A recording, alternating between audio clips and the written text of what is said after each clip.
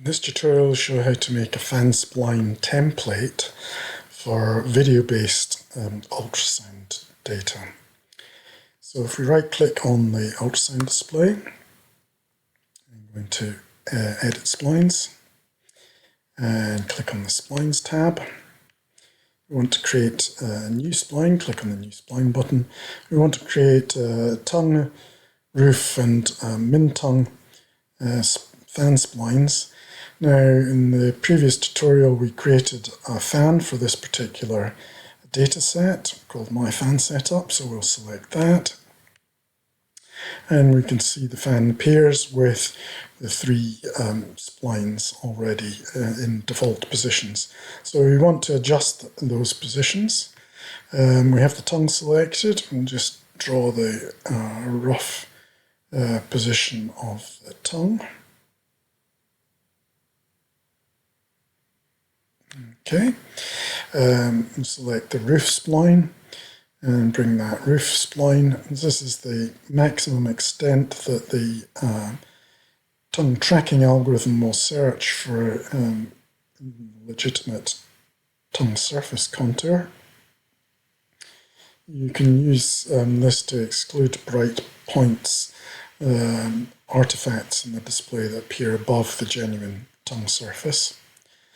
And likewise for min-tongue, this specifies the minimum extent of any search for a tongue contour.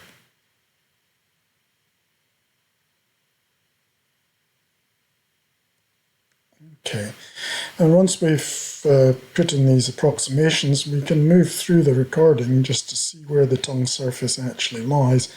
Make sure that it's always within that range. Now, ideally, you want to exclude as much as possible of the signals, so we can perhaps exclude this, which excludes some of the floor mouth and some more of the internal structure of the tongue. Once we're happy with those default spline positions, we can perhaps add a mandible or a hyoid spline to this. So if we go again into new spline, and in this case we'll select a mandible, and it's plot this M symbol onto the display.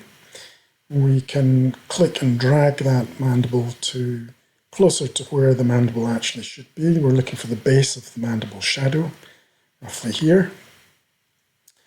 And now that we've got a complete set of splines for this template, we can move to the template tab. We can select all of the splines because we want to save all of the splines shown in this particular frame. And we can choose a name for this template. We could call it, for instance, My Template. You can create a new name, My Template 2, for instance, or something that relates to the data set would be more appropriate, and then click the Save button. Now, if in future you want to use this for batch processing, we can see that My Template 2 is now an option for the template to use for batch processing.